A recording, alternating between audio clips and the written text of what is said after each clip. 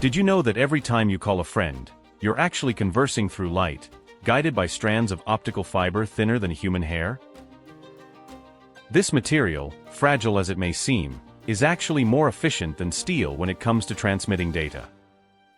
Yet, the journey of creating a single fiber, from pure quartz sand to the massive reels of cable laid on the ocean floor, represents one of the most complex industrial processes in the world.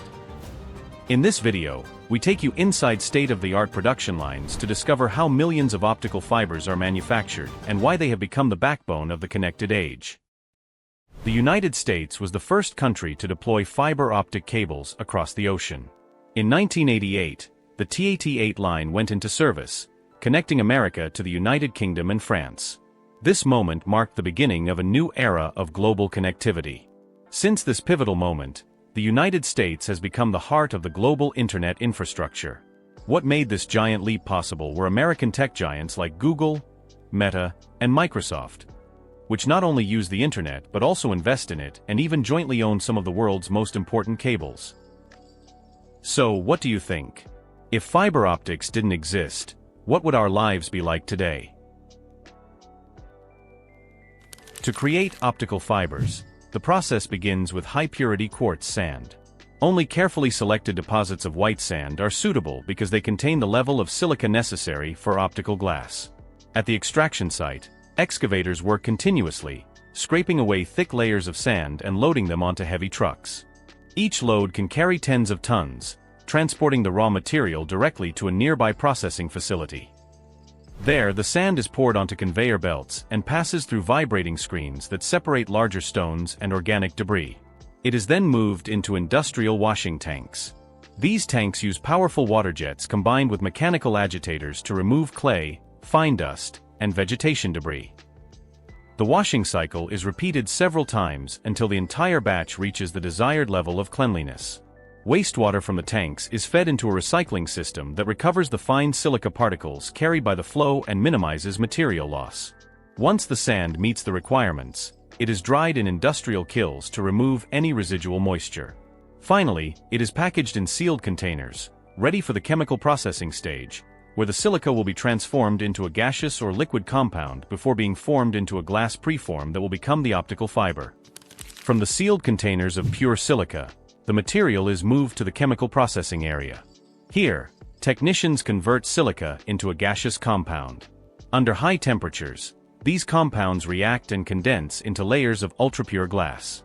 Instead of melting the sand into a solid block, this technology builds the glass layer by layer, gradually eliminating almost all impurities.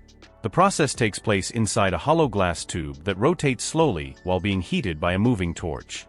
As the gas mixture passes through and encounters the intense heat, it transforms into microscopic silica particles that deposit on the tube wall, forming the desired structure. By adjusting the gas composition, engineers can determine which section will become the core, where the light will travel, and which section will form the surrounding cladding. Each layer is rigorously controlled for thickness and purity, as even the slightest deviation can affect the fiber's light transmission quality. Due to these stringent requirements, preform manufacturing is also the most expensive step in the entire optical fiber production line. Raw materials must achieve near-perfect purity, and the deposition process can take dozens of hours for a single preform, making it significantly more costly than the other stages. After many hours of continuous accumulation, the glass tube gradually solidifies into a dense, solid rod known as a preform. A typical preform is about 1 to 2 meters long and a few centimeters in diameter, and inside, it already contains the complete core and cladding structure of the fiber, only on a much larger scale. When the glass preform is ready, it is moved into the fiber drawing tower, a steel structure that rises to a height of over 18 meters.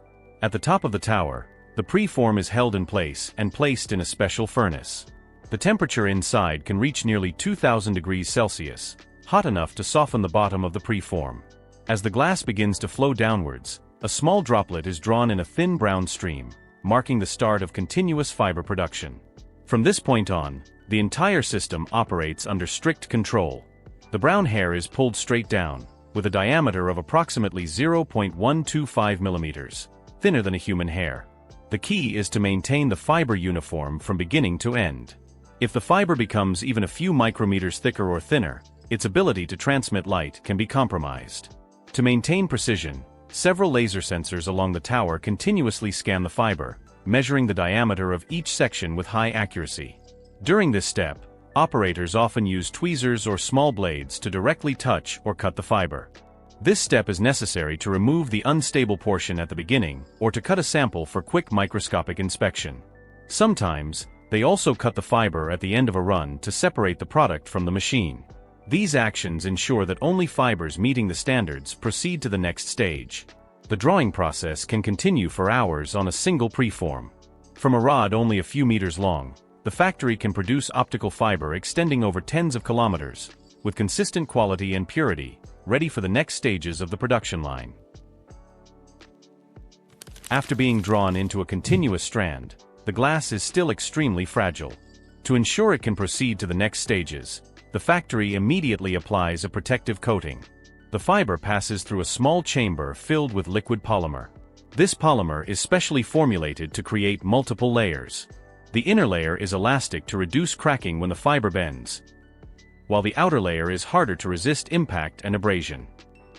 The fiber then passes through a UV curing system. UV light instantly hardens the polymer, transforming the liquid into a transparent, protective layer. This step is fully synchronized with the drawing speed, ensuring a uniform coating thickness and a strong bond. With this protective layer, the optical fiber can withstand handling, transport, and testing without risk of damage. After the protective coating has been applied and cured, the fiber is guided through several automated inspection stations.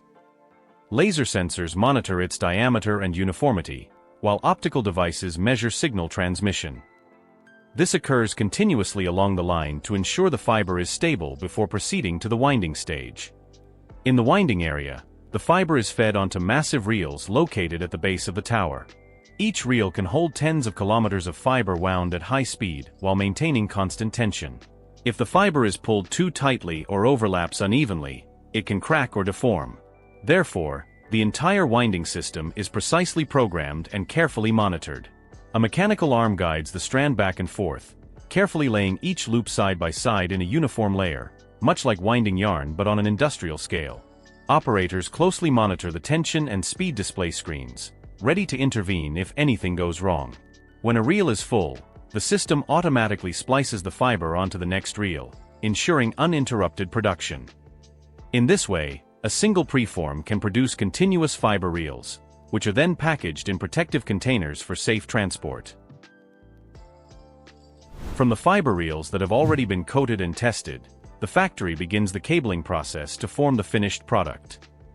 First, several fiber reels are arranged in parallel and fed into a large cabling machine.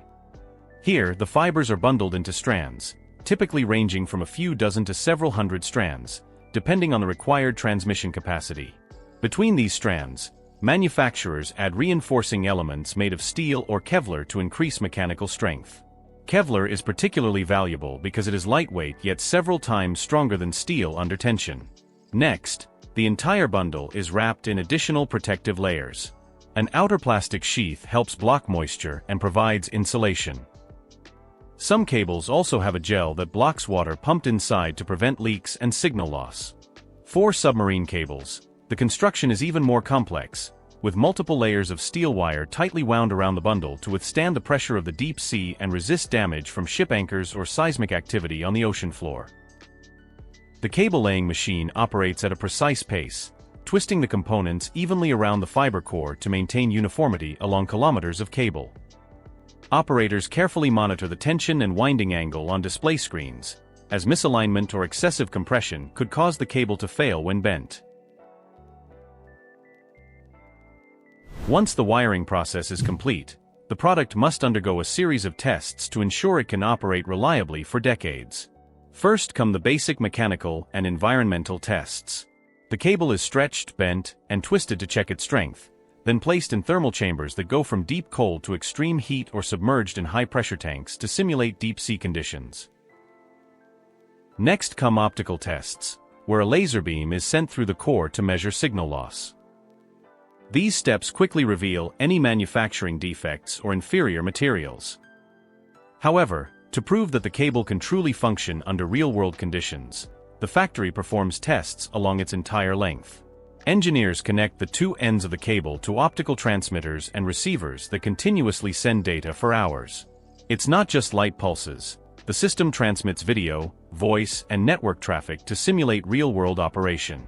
If the signal travels the entire length without packet loss, distortion, or abnormal attenuation, the cable is considered ready. Furthermore, the cable is subjected to a continuous load for extended periods to test its long-term stability. Some samples are even installed in real-world conditions, such as being buried underground or suspended from utility poles, and their performance is measured again after several days of operation. This step is crucial because only through real-world testing can the manufacturer be certain that the cable will withstand 24/7 use for many years. Once the cable has passed all the rigorous tests, the reel is officially considered a finished product. But before reaching the installation teams, it must go through packaging and transport, an equally critical step. At the factory, the cables are removed from the testing machines and placed on large rotating shafts. From there, they are neatly wound onto reels on massive steel or reinforced wood drums. Each drum can be several meters in diameter and hold hundreds of kilometers of continuous cable. The winding must be done carefully to avoid excessive tension or sharp bends, as even a slight twist could degrade signal performance. After winding, the cable ends are sealed with protective caps to prevent dust and moisture from entering.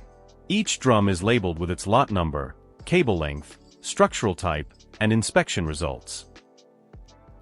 The engineers then perform a final check to ensure the reels remain intact during transport within the warehouse. For shipping, the drums are loaded onto heavy-duty trucks or specialized shipping containers. When shipped by sea, they are placed aboard cable-laying vessels. Specialized telecommunications vessels equipped with multi-deck storage for dozens of giant drums. Steel fastening systems lock the drums in place, preventing any movement during voyages that can span thousands of kilometers. This packaging and transport process ensures that every reel of fiber optic cable leaves the factory in perfect condition, ready for deployment in infrastructure projects, whether through bustling cities or laid deep along the ocean floor. Once the fiber optic cable has been delivered to the port, the task moves to specialized vessels known as cable-laying ships. On deck, massive drums are mounted in a power system that carefully releases the cable into the sea. The strand is guided through tension control devices to ensure it descends safely to the ocean floor without bending or breaking. The operation is deliberately slow, often only a few kilometers per hour, because the ship must follow a pre-mapped route. In deep waters, the cable is simply laid on the seabed, but near coastlines or in areas at risk of ink damage, trenching machines cut trenches into the seabed so the cable can be buried a few centimeters below. Engineers on board the ship continuously monitor the process using sensors and underwater cameras, ensuring the cable is laid in the correct orientation and without twisting. Once complete, the line rests securely on the ocean floor, connecting continents at the speed of light and forming the backbone of the global internet. From pristine white sand to the cable lying deep beneath the ocean floor, the manufacturing process of fiber optic cable is a testament to human ingenuity deployed to connect the world. Every meter of cable goes through dozens of demanding steps: purification, fiber pulling, coating, cabling, testing, and finally shipping and installation by specialized vessels. The result is a vast highway of light that allows billions of people to communicate, learn, work, and enjoy entertainment with a simple click. Today, thanks to fiber optics, a call across continents travels in less than a second, and the movies you stream arrive almost instantly. What seems ordinary in our daily lives is actually powered by one of the most complex industrial processes on Earth. A process that most people never see with their own eyes. And now that you know the whole process behind our communications, a truly disturbing question arises.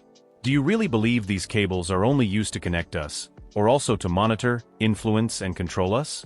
Because when everything passes through the same place, everything can be easily seen. Do you think this is a myth or a reality? We want to know your opinion on the matter. The debate is open in the comments. If you enjoyed this documentary, then don't forget to like, subscribe, and turn on notifications so you don't miss any of our content.